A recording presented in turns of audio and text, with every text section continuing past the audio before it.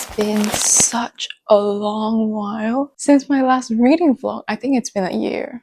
Has it been a year? I don't know. 2 days ago, I managed to finish a book in a long while. So we're here doing a reading vlog. The book that I read reminded me so much of Severance. It's not exactly like Severance, but it has like a similar vibe to it. Like it reminded me of Severance. So I thought it would be cool to have like a Severance reading vlog where I read books that are kind of like Severance. So basically weird office or workplace vibes. Oh my god, it's been such a long time that I didn't even do my intro. Hi, hello, I'm Carmen and we're back with our bookish content. Yes, finally. Before we start with the reading vlog, I have to give you a little update on why I haven't been reading that much. It's because for the past half a year, I have been going through like the biggest burnout of my life. Basically, long story short, I haven't been really enjoying my work. So a lot of things happen, there's a lot of reasons, but all in all, I thoroughly enjoyed my first job, but it's just I think it's time to move on. So I applied for some jobs and I got one. And currently this is like my second week in my new job. I have a lot of like complicated emotions that I'm working through. Like one part, I just think I'm so blessed. I'm so lucky that my new workplace is great. It's not toxic. I have been enjoying my time so far. It's just there's a lot of emotions on my part. My notice period was 2 months long, and I think it's a little bit too long. Like technically I was in my notice period, but I still felt like the same anxiety and the same burnout, you know? And I was like dealing with a lot of awkwardness, but also grief because I have a lot of colleagues that I'm really close to in my old workplace. I never thought I would need to deal with so much grief, like grieving friendships from a workplace that I really cherish. It has been really hard trying to get through those 2 months while still juggling work that I don't like. And I didn't give myself any break. I immediately started a new job. I'm still trying to like navigate that and also trying to get to know how to work in this management. Yeah, I'm still trying to get used to it. And I feel kind of lonely in this journey. So I've been like trying to search up videos online to see if anybody's like going through the same thing, but I can't really find anything. So I decided to dive into books because now I finally have time to read as compared to last time. So 2 days ago, I finished this book called Break Room by miye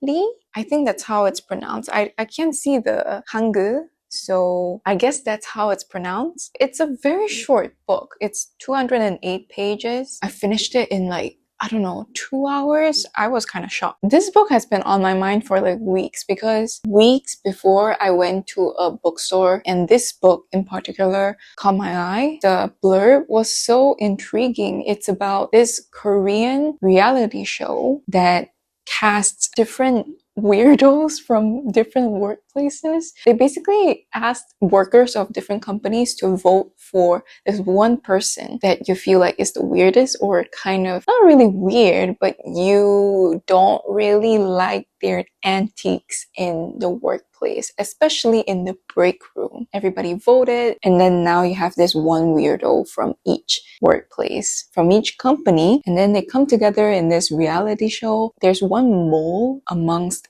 everyone here. You gotta find out who is not really a weirdo. Personally, I don't even think the things that they did are that bad. I'm just gonna list a few examples in the book. There's this one person that fills up the office ice cube trays with like Coca-Cola and coffee, so other people can't really use the ice cube trays. And then there's this person who hoards up the fridge with like cake boxes and cakes. They just don't bring the cakes back home. It's just there in the office. There's also this other lady that will hoard up all the biscuits and tea and coffee sticks in the pantry. I mean, if you've been in an office before, these people are pretty normal. You're not here to sabotage me. You're not here to sabotage my work. So I couldn't care less what you're doing in the pantry. The book is very focused on pantry or like break room villains. So they're all gathered in this production set. You follow this protagonist who is one of the cast members. He's like really into the game. I think one part that I really enjoy is that I worry a lot about others' perception of me, especially my coworkers. Like, I don't go out of my way to please other people, but I just don't want to be the person that people complain about. Reading this book made me realize how conscious I am when I'm working in an office. So yeah, reading this book was really fun. And then I realized maybe I need to read more workplace fiction right now just to kind of process my emotions. I rated it 3 stars though, because it's not really thrilling for a thriller, but it is very fun. I think it reads very much like a reality show. Like, it really feels like I'm watching the reality show. So that was fun. Once I finished this book, I was like, I thought of Severance.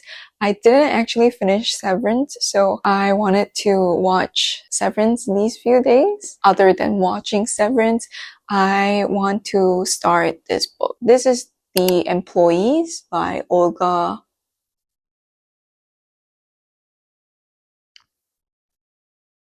Ravn or Ravn? Yeah, a lot of things on my lap right now. Okay, a few years ago, I wanted to read this book, but I don't know why I didn't continue with it after the first page, but I got reminded of this book. This is like a science fiction, literary science fiction about a workplace in the 22nd century. It's about the crew of the 6,000 ship.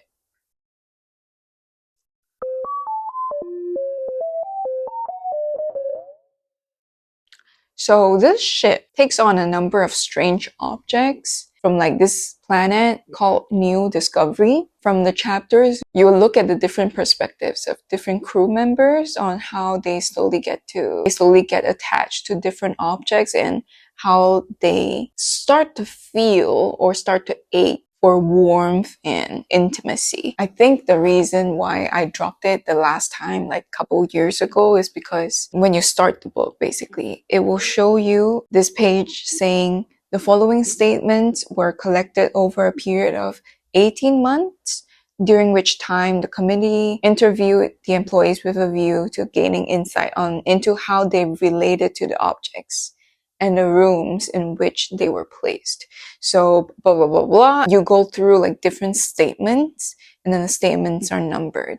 So starting from the first statement, it's like one crew member, and then the second, you don't really see who this statement belongs to. So I am curious. I will read this tonight, and once I have an update, I'll let you know what I think about this book.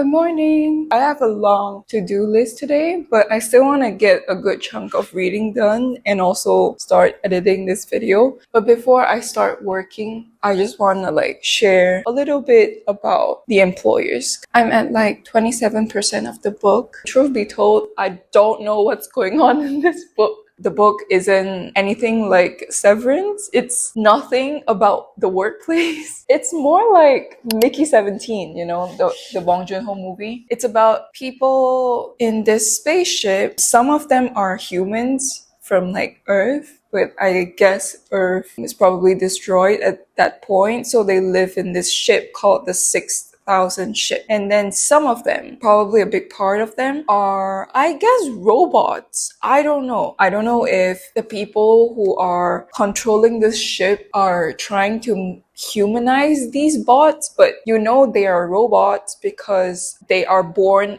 as a man, quoted from this book. So yeah, they're made to be a man already. It feels very much like a riddle. Most of the time, I don't really know what's going on in this book. There's not much plot. It really reads like pieces of Substack articles, like existential crisis Substack articles that people post.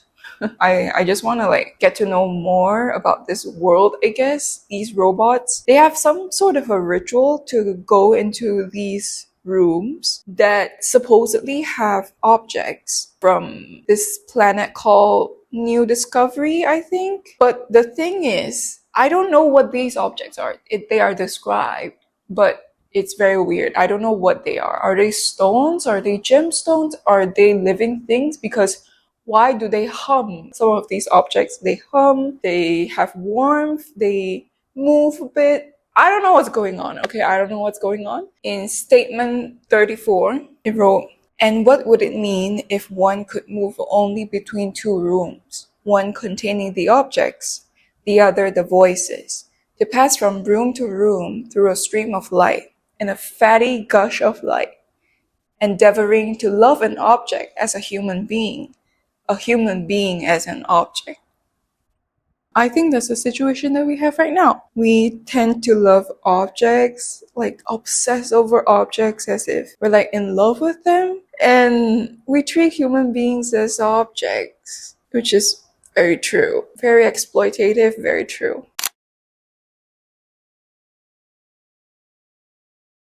I think a big chunk of the beginning of this book is about this. Why do we grow attached to objects? What happened to human connection? There are humans and also robots on this ship. People work together, people interact with each other, but why is there no attachment and connection between them? I don't know if I will enjoy this read. It's very up in the air. There's no plot, and I don't know if I really want to explore human connection right now, this topic of human connection. Yeah, we'll see how much I read this book. Hi! I know this is a crazy transition and it probably looks weird because I don't have my makeup on, but I'm trying on my outfit. I have a Lolita tea party event this Saturday, so I'm trying on this new dress that I got, and thank God it fit me perfectly. There's no zip for this dress, so I was really concerned on whether it will fit me or not, but it fit me perfectly. I was trying out the dress with the inner shirt that I'm gonna pair it with, and also my hair. So I'm going to be clipping on two fall this wig curls. As for this, red actually doesn't really go with the dress. I'm going to ask my mom to sew me a headband that matches with this dress. But I'm in love with this dress. Oh my god, it looks so cute. Let me see if I can show you the full thing. Hold on. Crazy angle, but I'm scared. I'm scared of heights. But yeah, it looks like this. Yeah, that's the dress. And my mom is making a replica of the dress for this Rilakuma doll that I have.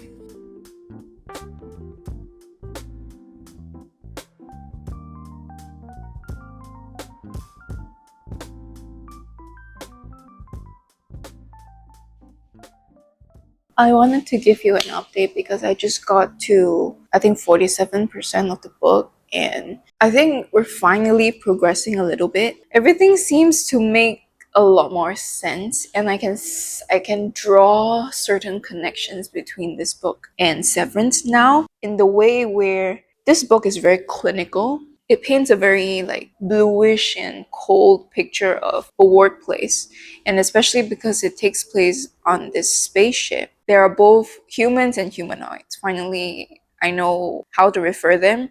So basically, there's like two population: humans, humanoids, but also humanoids creators. So there's also like this entity where they created the humanoids, and I think they kind of look down upon both the humans and also the humanoids, basically the bosses, right? Because both the humans and the humanoids have to work on this spaceship. And in the middle of the book talks a lot about humans versus humanoids, the differences that they have, but still they're friends with each other and they care about each other. And you will see a lot of tensions within themselves, I guess. Humanoids getting really conflicted about. They look like humans, they're made from human parts, they are warm, they have flesh, and they're starting to have emotions. Like they're starting to feel nostalgia, and they're starting to have rebellious thoughts about the organization. These are imported memories that they have. They don't have any life on Earth, yet they feel a certain nostalgia. I really enjoyed reading about these parts. Whereas for the humans, I think the humans on the ship are still behaving like humans, very much like how we are behaving now. Like we're anxious about the future. We don't know where we'll go. New machines that are coming up each and every day. Anxiety about being replaced. But also we don't have the drive anymore to compete with these machines. Like I don't wanna be as productive as an AI machine. A lot of them are very human. Like they don't, work is not their identity. It's still very much work. Tonight I'm just going to rewatch Severance because I don't really remember how it went down. Like the beginning was very memorable, but I don't think I finished. I don't even know where I left off. So far, I think what really reminds me about Severance of this. Wait, what? Okay, I'm going to watch this and I'm gonna do this for the rest of the evening. I'm also gonna get some dinner, I think. I really like how Severance is shot. I love, love, love, love, love this show. It's just amazing. Who are you?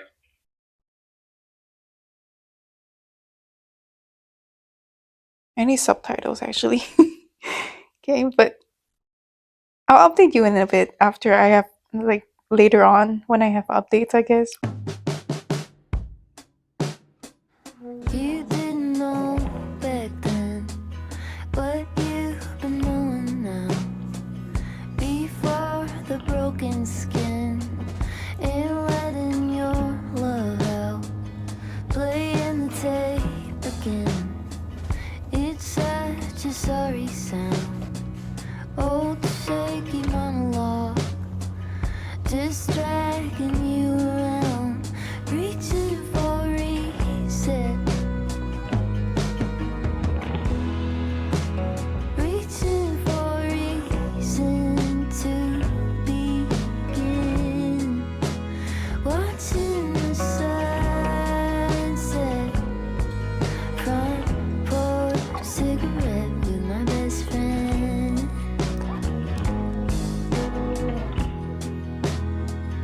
You didn't know back then what you've been knowing now. Black lines and dominoes, pushing each other down. When all the games run through, with all the players set, I'll still be here with you. I just finished The Employees by Olga Ravn. It's a very short read, It's just, I'm probably like the biggest hater of science fiction books because they feel so robotic, and I didn't know that this is a science fiction. Going into it, it's quite easy to read. It's just, I guess I don't really relate to a lot of the themes that are explored in this book. The only thing that I really relate to in this book is just how pronounced productivity is to our identity. Like on the 6,000 ship, basically they're judged based on their work, like whether they can work 24 hours and whether they can commit to having their work as part of their identity. And I find that really similar to how a lot of corporate settings are. Like you're just judged based on how productive you are. And I know we are hired to work, but sometimes in some settings, it's lacking like a human touch or like a human purpose for people to want to work. Yeah, talking about this, there's just this quote that I read that I find it to be really relatable. Tell me what I'm supposed to do and I'll do it. No matter how hard I tried, I was unable to find the same kind of life here on board the ship. The work wasn't enough for me. I've lost myself. Every day, my hands yearn to dig deep into soil so that I might lower myself into its certainty, and the earth receive my death and make me its own. Our relationship with work is kind of warped because of capitalism, late capitalism, and then with the rise of tech, with the rise of AI. And also it's kind of sad that we're talking about it, but we don't really realize how damaging it is to ourselves. While reading this book and also recently, every time I think about work, I would imagine like work seemed so straightforward and it's just life back then. You do something so that you can bring food to the table. You wanna have food on the table, so you go hunting. But now it's like so complicated because there's like different layers and systems being placed in order to bring food to my table and also to be able to enjoy things that I want to enjoy. And then these things that I want to enjoy, like maybe good food or going traveling or buying like expensive things because I like the way it looks. These things are also so weird and warped. You know what I mean? In this book, at some point, the humanoids are so advanced that they become fully human. Not in a sense where they die, but in a sense where they start to feel emotions, nostalgia, longing, love, and loss. One chapter in this was just about this humanoid who is so obsessed with the idea that the other humans on the ship can have children. In order to make these like human workers be okay with working on a ship, they made like holograms of their children back on Earth. So the humanoid that saw these holograms, she became so attached to the idea. She feels a deep sense of grief and loss at the fact that she can't have children of her own. Similar examples of this are everywhere in this book. And at some point, I start to sympathize with the humanoids because they're made, but their creator kind of abandoned them. They start to evolve on their own to become human. But then is that really the goal of having a humanoid? First things first, the reason we have humanoids, the reason we have AI is to help increase productivity. At which point do we draw the line? Why do we want humanoids or like robots or AI to feel human in order to feel advanced? That's one theme that is explored, I guess, in this book, but also a question that I have for a really long time now. Like, why do we want AI to be so advanced in doing creative things? Like, this concept is so weird to me because I think the ultimate utopia, at least to me, is to have AI, robots, whatever, do the mundane work so that humans can finally go off and be creative again. Be free, be so free in your expression that you can create amazing art and create new things, like so that you have time to be innovative. I find the current landscape to be very weird and I still can't like fathom how things are progressing. Let me go back to the book. But once these humanoids start to feel more emotions, right? That's when their productivity levels start to drop and that's when they are kind of discarded. Why are we judged the same way as a humanoid? It's a kind of bleak and cynical look into working. It's kind of a sad read, honestly, because I won't spoil the ending, but the ending is quite sad. Whatever that happened in the ending, it made me feel like we're back to square one. We achieved nothing from the 6,000 ship, from the creation of like humanoids, great advanced technologies. So yeah, that's the book. But if I were to relate it to Severance, I think it's pretty similar in the fact where there's like a mystery that's going on, right? You want to like uncover the truth of the corporation. And for this book, it's very much the same. In the beginning chapters, I really don't know what's going on. You will feel kind of lost, and then you just read on to try and figure out what's going on. The third act of this book, something does happen. It's not plotless. So if you like science fiction, I would recommend this. If you don't like science fiction, this is a really short book. So if whatever I talked about piques your interest, you can try picking up this book. But I think I would rate it like 2.5 or 3 maybe out of 5, because I didn't enjoy the reading experience that much, but it did make me think about different things that I should be thinking about. And with that, I will end this reading vlog. Thank you so much for being here. I am so excited because I have so many other reading vlog ideas that I'm going to do. If you've watched Severance, if you've read both of these books, Break Room and also The Employees, or if you have any other recommendations, do let me know. So yeah, I'll see you in my next one. Bye!